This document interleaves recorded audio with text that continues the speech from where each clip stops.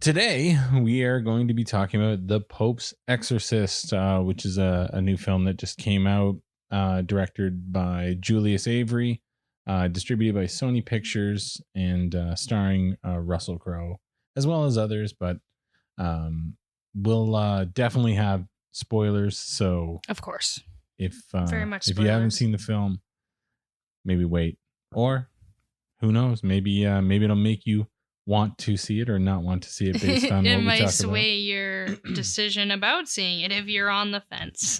So anyway, so the new film that just came out, it says Father Gabriel Amorth.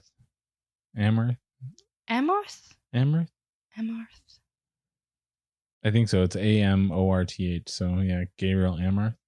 Anyway, chief executive or chief exorcist to the Vatican. Battles Satan and innocent possessing demons. A detailed portrait of a priest who performed more than 100,000 exorcisms in his lifetime. So anyway, yeah. I love possession movies. Big fan. Every movie forever will be compared to The Exorcist. Yeah. There's no way around it, and it's very hard. And I get why people are still doing them. Obviously, you can't just be like, okay, that one's the greatest of all time. We can never touch it again. Yeah. Because that's not true. Like The Conjuring came out and did a really great job. Yeah, that's what I was going to say. Sort of possession, but not having it feel like the same damn thing. Yeah, it's not the exact same rigmarole, but it's slightly different, but it's still like done flawlessly like the original. For sure. Okay, so this one starts, and I thought it started really strong. It did, very strongly. Very abruptly. It's just like this. It just throws you into things, you know. But anyway, so we've got a person that may or may not be possessed, and so essentially, Russell Crowe's character talks the demon into jumping into a pig. Yes. Basically harasses him to prove his power type deal. Yeah. Which I thought was genius. Like that would be a pretty, I feel like, accurate way to outsmart a demon would be to like fuck with their ego. Yeah, I think they kind of hit it really well there. Mm-hmm. Like I wasn't sure what they were gonna go with, whether they were gonna show the first one not be a real possession. Mm-hmm. I thought they were gonna like debunk it or whatever.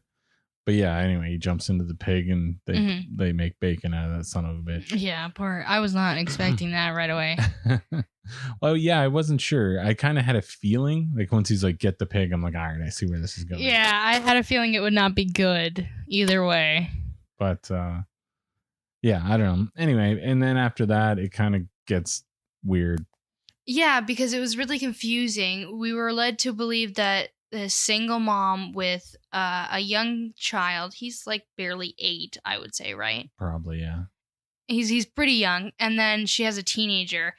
We're expected to believe that they moved from the U.S. to fucking Spain to live in this old ass like cathedral.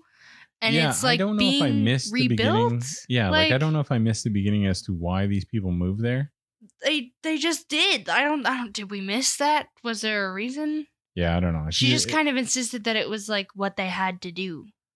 Yeah, and all we really know is that the boy, him and his dad were in an accident. Yes. His dad died, and this was a year ago, and the kid hadn't spoken since. Yeah, so he's been mute since then. But yeah, like I said, I don't remember them saying any reason why these people moved to Spain. And like it's like you said, it's like a cathedral that's being rebuilt. Yeah, it's like heavily under construction, like heavily.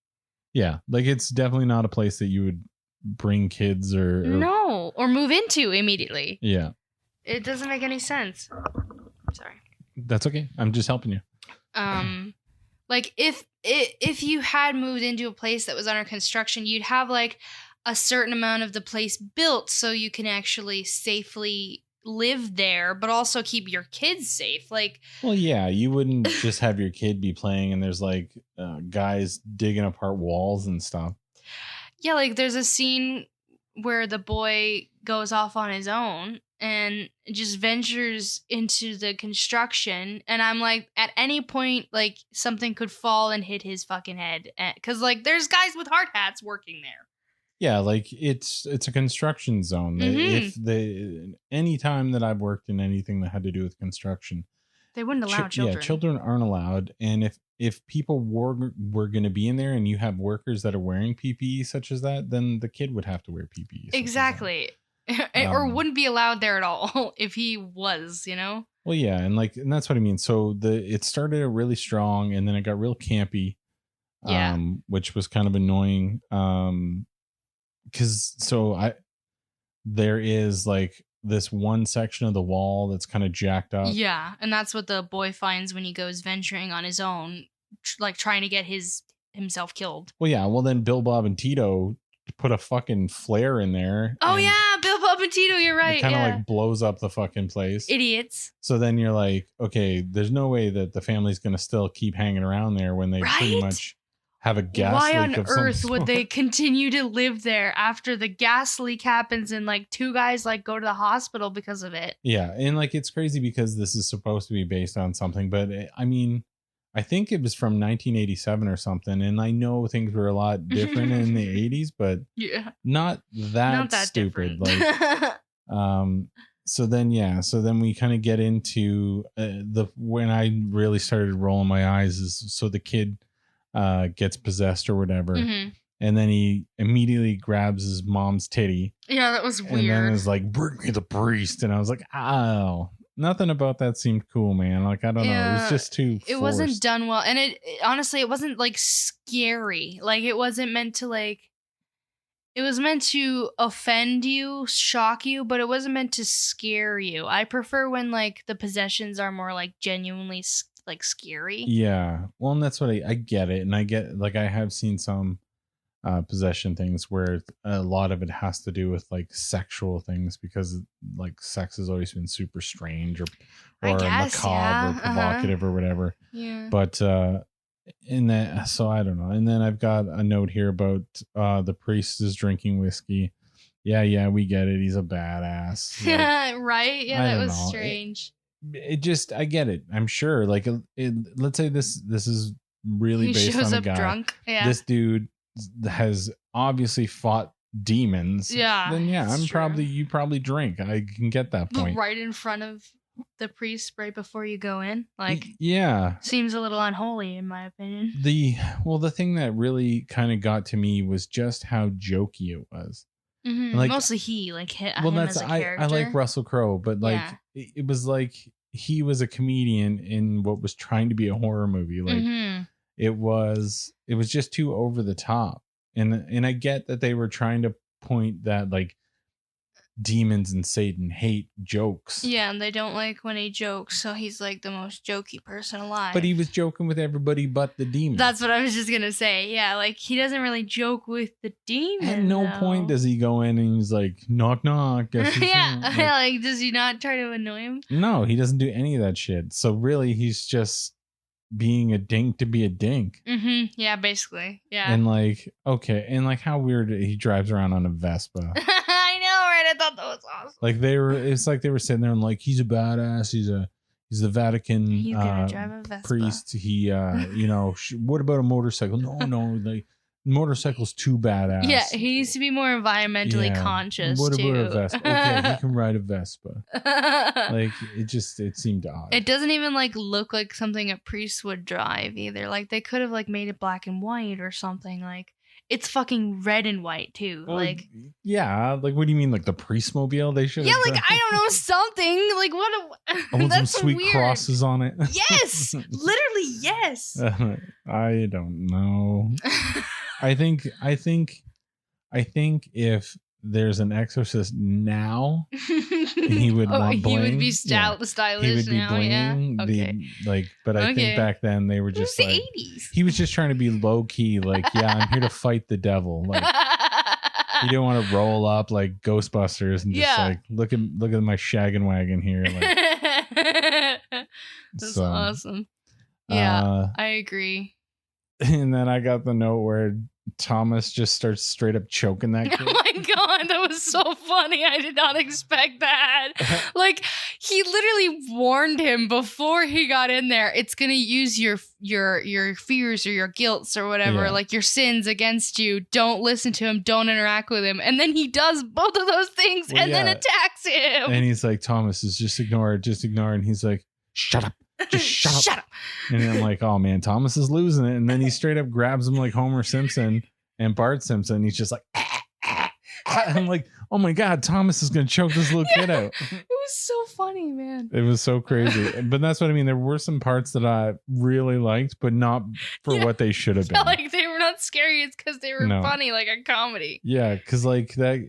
So some of my problem with it. Okay, overall, let's drop. Like I'm kind of picking it apart already. Mm-hmm. Overall, what's your vibe? Like, so here's what I think. Here's how I do movie reviews or whatever. Okay. Would I watch it again? Yeah. No, I probably wouldn't. That makes sense. I wouldn't either. No. Then I start taking a look, and I try not to compare it to other movies of the genre, but how can you not? Mm-hmm. I've seen a lot of things done way better than that. Mm-hmm. But there were some points. And so the last part that I kind of round off with is, do I think people should go try it for themselves? Mm-hmm. And always I think people should try things for themselves. Yeah, to get their own opinion on things. Go into it understanding like the trailer makes it look like it's going to be evil, like scary, really scary. Yeah. It's not very scary. No, not at all. Like it's got some good parts in it. But for the most part, it is campy, it is jokey, it's cringy even at moments. Cringe. Yeah, super cringe. But yeah, so then my next note is the kid just looks too evil. The kid does look like he's overacting. Yeah, like that kid was chewing the scenery pretty hard. And what I didn't understand is I get that like the demons are supposed to have the deep voice, but like they couldn't make the kid do it. It's over. Like they put the audio over his talking or whatever, and it does not look good. A lot of scenes don't look good. That's what I've got here. The voice was too perfect. It was. You could tell it was an overdub. Yeah, like we all understand that it has to be an overdub. You want the kid to sound. Yeah, different. I get it. But like, and again, you start to fall back to other films where you're like, they just did a better version of that. Yes, they did. They did. Don't get me wrong, the kid did a great job, but at the end of the day, like, yeah, he was like overselling it. He looked way too evil all the time. Yeah, for the context, especially because like, okay, the kid sits in bed. I hit the mic, sorry. That's okay. The kid sits in bed for a good chunk of the movie doing absolutely nothing. Right. And it does not make any sense to me because he's not tied up. He's not restricted to that bed. Why is the demon just sitting there letting that kid just sit there? Like he's not doing anything. Yeah, like, the demon's not going and fucking shit around, destroying anything. Yeah, no, I'm with you because in most movies where they have a character that is stuck to a bed, usually it's because they're strapped in there. And eventually they do tie him down, but he can even get out of it really easily. Yeah, it was pretty pointless. Didn't make sense. That's what I mean. It's different if they would have had like some movies from the possession era will have like the Conjuring movies are a really good kind of example where they have the kid who is possessed, but then there's also what that spirit actually looks like. Exactly. Yeah. Like whether it'll be Valak or like the nun or anything like that, kind of running amok.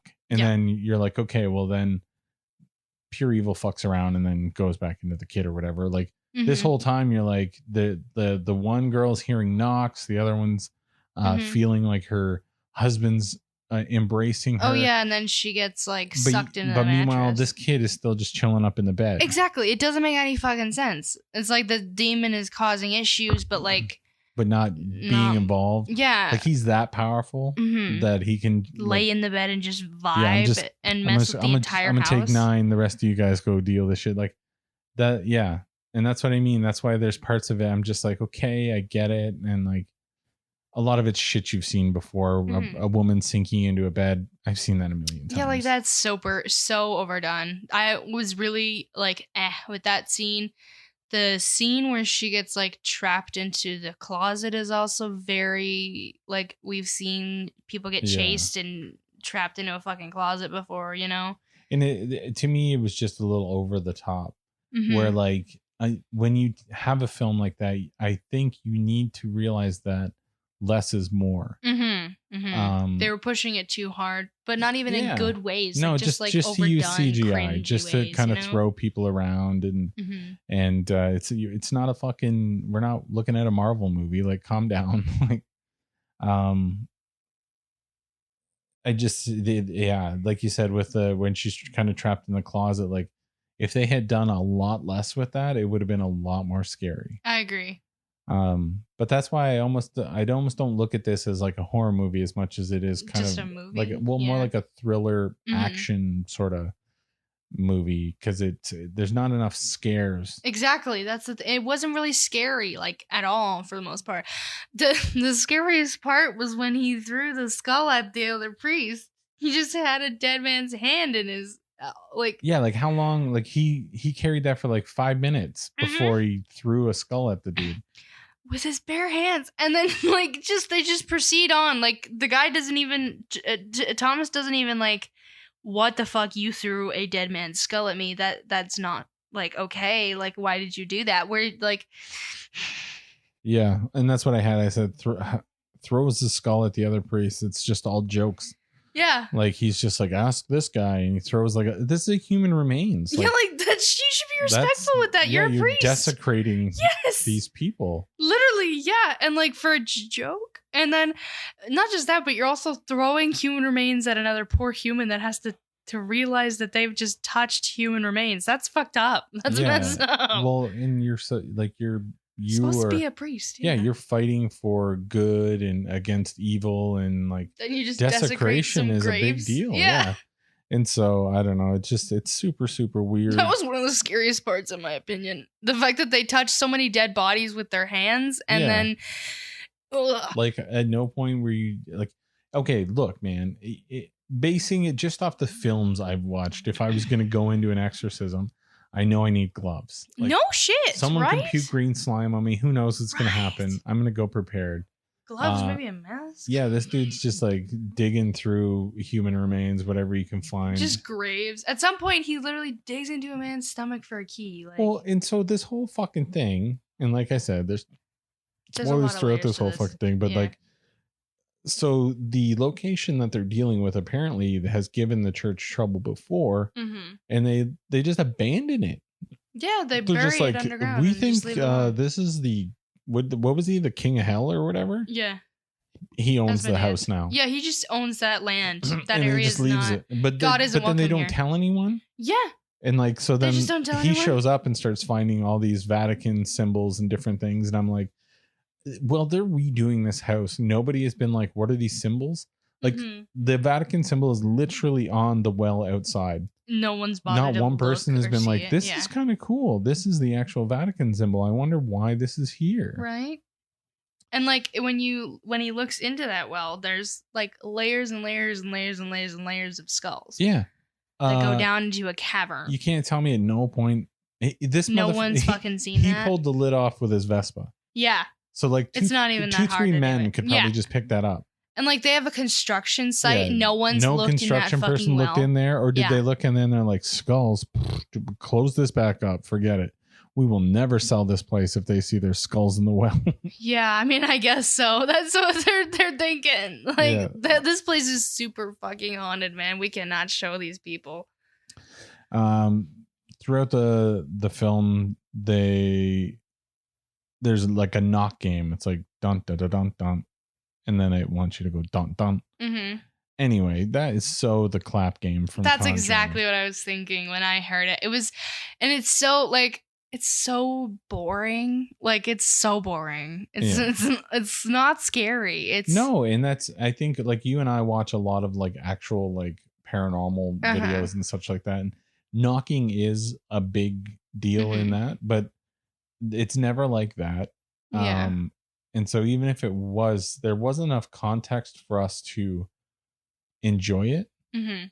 Like the kid did it once, and then the we see kind of kept one going. interaction with and the you're child. like, okay, so are we supposed to think that this kid always does this, and that's why the sister doesn't really care, or are we just supposed to be like, oh, it learned it, and then yeah, I'm not sure. Yeah, it's not the same. And in a lot of issue that I had with this film was the atmosphere and the soundtrack to it, where if you watch like The Conjuring, there's a lot of absence of sound. You want a lot of like quiet, and then shit happens.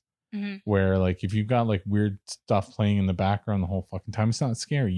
If you watch the YouTube videos where it's literally, like the paranormal ones, but then they add all that extra shit, and you're just like, yeah, it might have been scary, but all this other stuff is just so annoying. I don't know what's supposed to be scary and what's not. Exactly. Yeah, I agree. It was very boring. Like there were some moments that were like kind of unsettling just because of like the imagery, like because at some point like the woman Rosaria, she bites the bird, and we get to see her like multiple times eating a fucking bird. Not very graphically, but just like okay, we get it, she ate a bird. Yeah. Yeah, like it's not interesting, and it's overplayed, and it's kind of unsettling, but again, not that interesting. Like none of it's very scary. Yeah. And when you go into the first scene where it like shows her, she's got the bird already. It's not like we're shocked that she's going to eat the bird, because it's like, I feel like the proper way to do it is if we'd met her like for a couple minutes, and then all of a sudden she snatches a bird out of the air and eats it like a psychopath or something. You know what I mean? Then it would be more impactful. Right now we're like, why does she have a bird? Like who gave the psycho a bird? You're not that shocked afterward when the psycho eats the bird. I can see this coming. Yeah, you know what I mean? Yeah. But I do like the fact that they touched upon how 98% of cases are mentally disturbed people, and 2% are actual demons. Because I think even just watching paranormal stuff, the amount of things that I've seen debunked by magnetic fields or different things like that, or I would say that's probably a pretty accurate number. Probably, yeah. Or at least in that sort of that realm or whatever, but you guys might be able to hear Logic in the background. He's gaming. I told him that we were recording, but clearly he doesn't give a shit. Dumbass.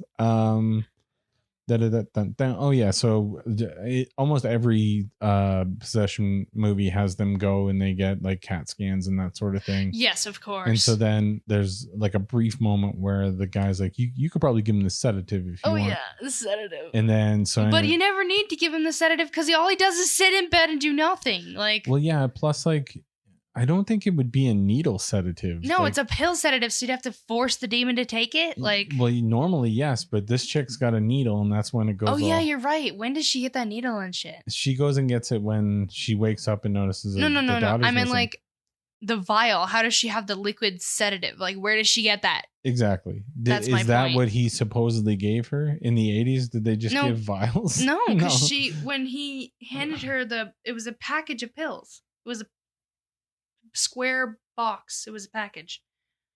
I'm pretty sure she was given pills, so it doesn't make sense. I don't know. Even if she wasn't, if she was given that, I don't believe that they would give that. And then like, is that supposed to be the dose? One full syringe? Because she just straight up shoves that in the kid's neck. Syringe, yeah, and then knocks him out. But not for long. Yeah, not for long. So like, I don't know, and that's what I mean. It's weird because I've seen that in films where you stab somebody with a thing and they go to sleep, but usually they go to sleep for a while. This guy like had like a 5-minute cat nap and he was ready to rock. And then ready to rock. And then so then all of a sudden Amy starts to Spider-Man across the oh my god, yeah, the thing. Amy's possession is kind of weird. So like there's this weird, when she stabs her kid with the needle, actually Amy does it technically, she wakes up from her nap, the mom. I don't know if does the mom have a name? Oh, probably. I don't probably, but we don't know of it right now. The mom wakes up from her nap and realizes Amy's gone, goes to the boy, and she's sitting next to the boy in bed, and they start talking in sync and being really creepy. And I thought that was cool. It was. I agree. However, it doesn't make complete sense to me because, like, she's not really possessed, because when she pulls her away, Amy's like, normal again. And then I think it was because they were holding hands. Were they? I didn't notice. Never mind. Okay, so I think that he was makes controlling him from there. But then afterwards, he can, or the demon can control two people at once. And that was what I found strange. Why does he wait to actually possess Amy until later on when he could have done it all along? Because, like, that's the thing is that that's with how powerful he's supposed to be. He's the king of hell or whatever. Yes. So he's inside the kid. Mm-hmm. He's fighting Amy in the closet. He's pulling his mom into the bed. So he can, like, technically do like 3 kind of ghostly things at the same time. Why wouldn't he just possess all of them? Exactly. Like, I know his whole point is he wants to possess the priest. Yeah. So that he can infiltrate the Vatican. And that's why I don't even know. I'd have to tell you, like, the very beginning of the movie with the pig, that whole section, good. Campy as shit all the way up until we start to see him. He goes into the priest. Mm-hmm. Then I'm back in. Yeah, it's like more interesting stuff happens. Because they go down, they find where that demon was supposedly locked up. You get to see all this kind of crazy shit. You get to talk. They talk about the Spanish Inquisition, and how this demon infiltrated that shit, and that's why it spawned. That's why the Inquisition happened at all. Exactly, and spawned years of torture and all kinds of stuff.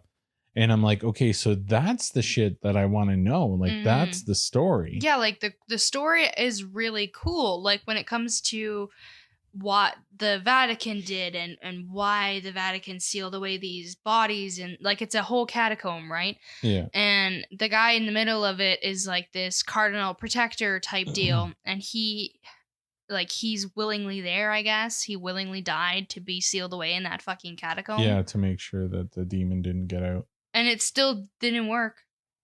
Well, no, eventually some stupid contractor. Yeah. Because they just were like, okay, Satan owns this house, and then they forgot about it for years. They didn't just condemn that house or they put it back on the market, redo it. Yeah, we'll just fix it up. I'm sure it'll be fine. We'll get a dumb American family to move in. Yeah, literally, yeah.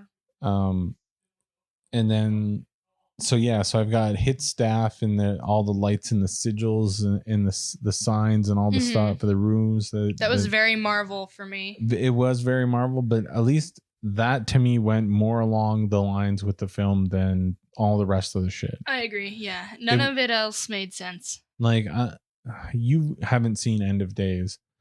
It has a lot of End of Days things that it reminded me of. Like, it's sort of more of an action movie than it is an actual, like, horror film. But that stuff I started liking. The naked chick exploding was fucking sweet. Yeah. That was what I didn't understand is that, like, so just a quick backtrack. When we were talking about how the kid basically sits in bed and the demon has the power to do multiple shit. Yeah. And the whole point is that he wants to get to the priest. So when everything, like, goes down and he gets into the priest, the reason why is because he's basically killing the 2 kids and whatever. And he's like, he knows that the priest won't let those 2 kids die. So why didn't he do that hours ago?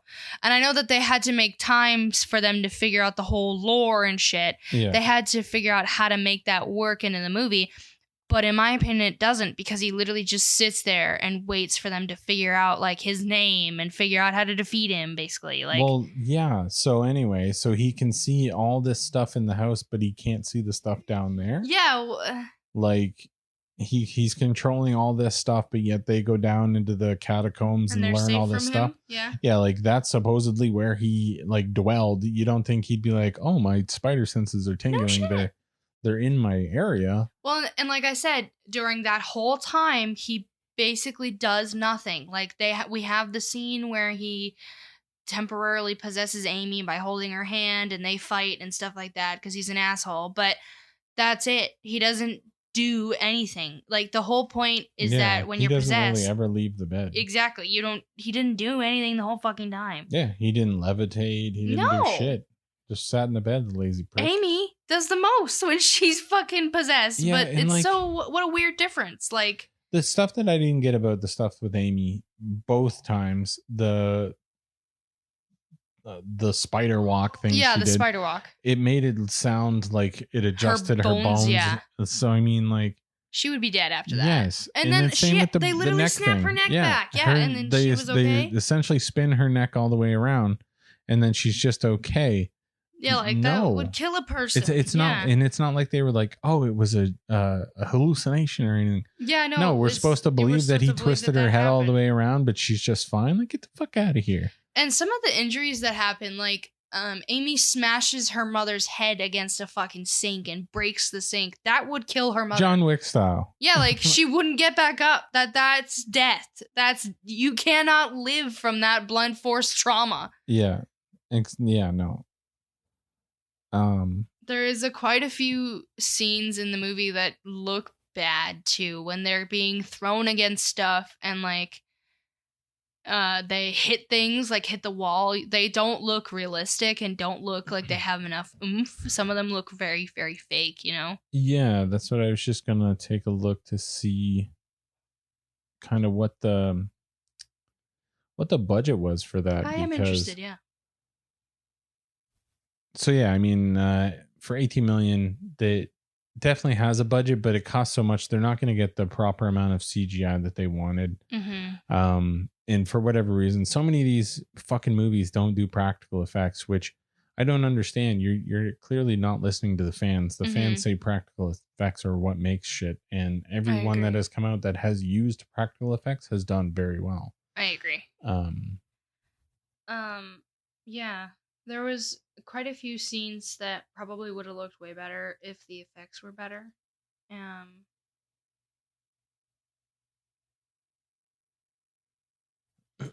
But there was also like, yeah, it was weird. Yeah. So like the possessions were different within everybody. So like the boy pretty much does very little, sits in his bed, pretty much just rots. Amy spider monkeys like a crazy fucking... Yeah. And then when the priest is possessed, he starts breaking shit and stuff like that, and he levitates and stuff like that.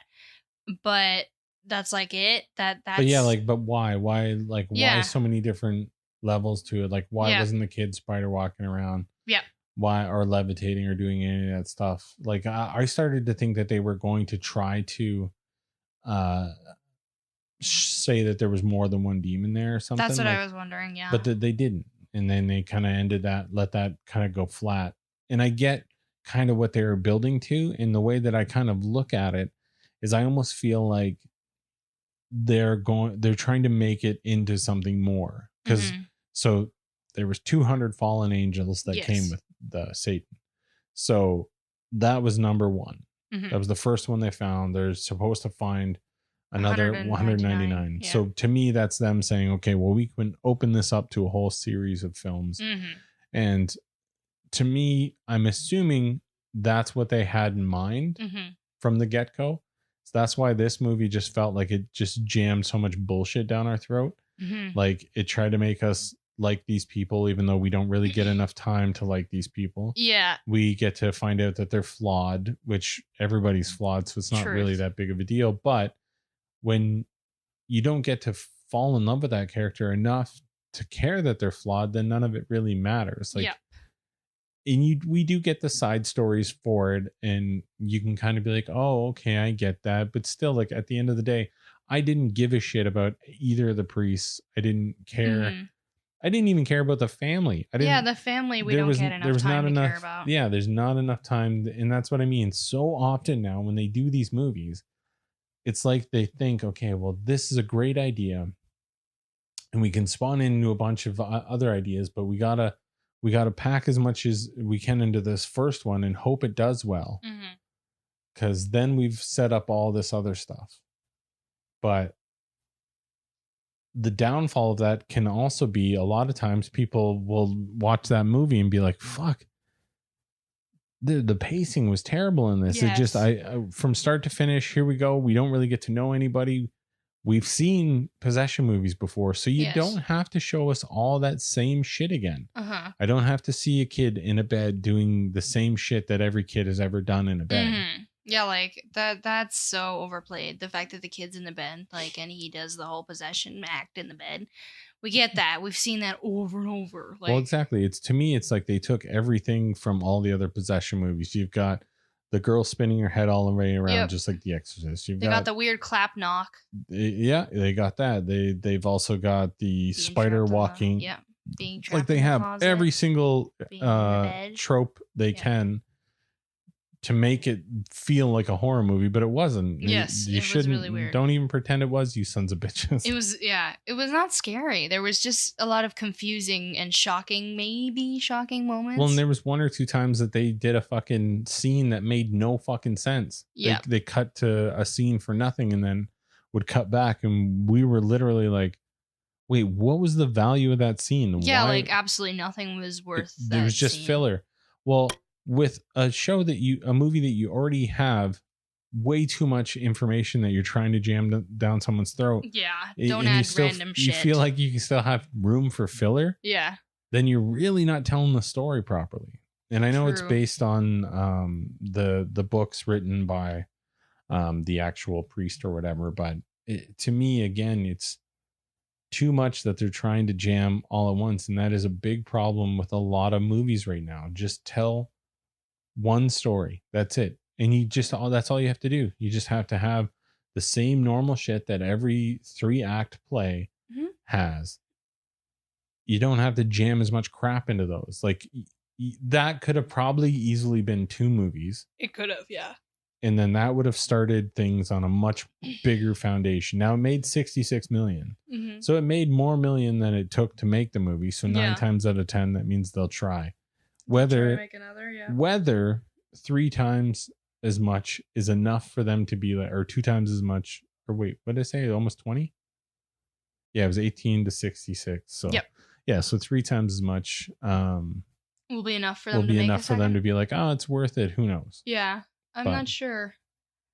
Yeah, I feel like if it was written better, and by that I mean like without as many tropes and without like they added a lot of tropey shit, like stereotypical, boring, overused like horror tropes and stuff like that.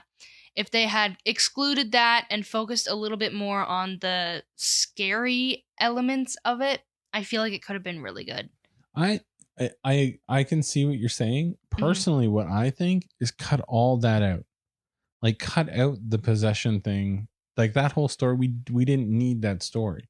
What story? What do you mean? Like the first story one? Of the kid. No, like go with the first one, but then go right into him trying to search for these 200 demons and then have him fight a big ass demon.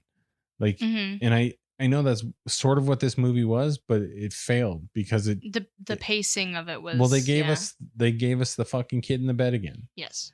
That's fine. I get that they're all going to need to be somewhat similar to that, but we're talking next level demons. Like these are the demons. This isn't just like a regular ass possession. Exactly. These are the fucking and that's why it doesn't make sense to me why the kid was stuck in the fucking bed the whole time. Yeah, like he should have been like doing some fucking like Sith Lord shit and gymnastics and stuff, right?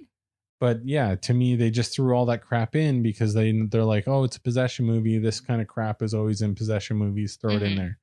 But then when we get to the end and we start to see like there's this whole like section of the Vatican that's like, there's like 40, 50 people in this room like searching for demons and all this kind of stuff. And yeah, I feel like that could have been more the way we were introduced into the film, and then like the way that it would pace would be way better. Well, you could have it's like Men in Black, but yes, but instead, but like priests, but yes, priests, yeah, and that's exactly what I was thinking. I was also kind of thinking of trying to kind of compare it to the Winchester brothers of Supernatural, yeah, because it's a duo male dynamic. I mean, anyone could try to well, it's a buddy cop. compare exactly. Yeah. Yes, and like they do a horrible job. Like the main priest is very, like we said, very dinkish. He's very jokey. He's not very serious, but in other ways he's almost too serious. Yeah.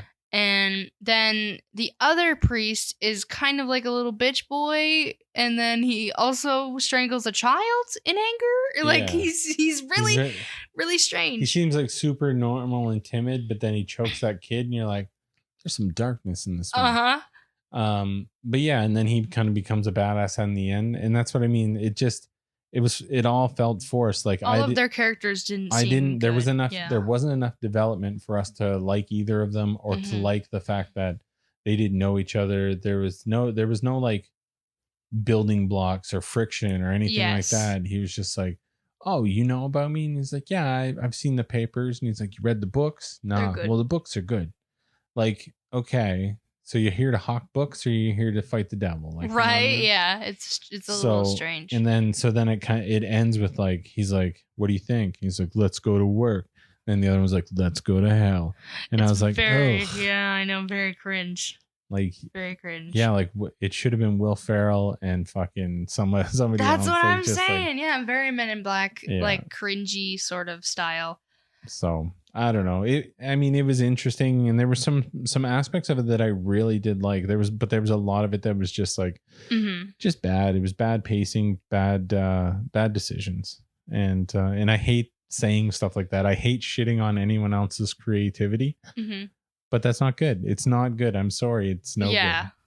But and then like I said, I always go back to, will I watch it again? No. Yes. Will I watch The Exorcist? Yes. Pretty much every year. The Conjuring? Yes. Yes, absolutely. Those are films that I will watch more than once. They're so good. And I do. And that's what I mean. This didn't know what it wanted to be from the very beginning. And because of that, it ended up being exactly what it was going to be. I don't even know what that is. But I don't know. Certainly not a horror movie. No. But you guys check it out. Let me know what you think. If you've seen it, leave some comments, man. Let me know what you think. I'm never going to say that my opinion is better than anybody's, because everybody kind of comes from a different spot, and maybe you can explain something to me that'll make me be like, oh, okay, let me see it from your point of view.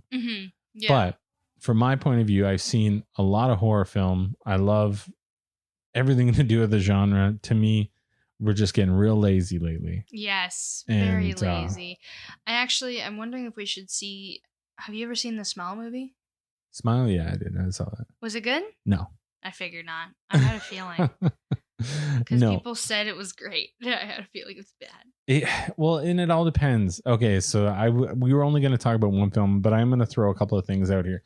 So a couple of weeks ago, I watched Smile. A couple of weeks ago, I also watched Barbarian.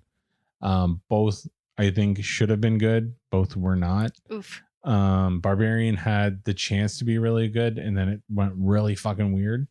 And then same with Smile. Smile had some interesting aspects, but again, it falls flat. Yeah. And they both ended up having to do something with a giant lady, and that's it. And in neither case did I expect that to happen, let alone two films back to back I watch has something to do with a giant lady in it. Interesting. And that's, I'll leave it there. If you guys have seen it, reach out, let me know. I'm not going to say any more, just in case we might revisit it.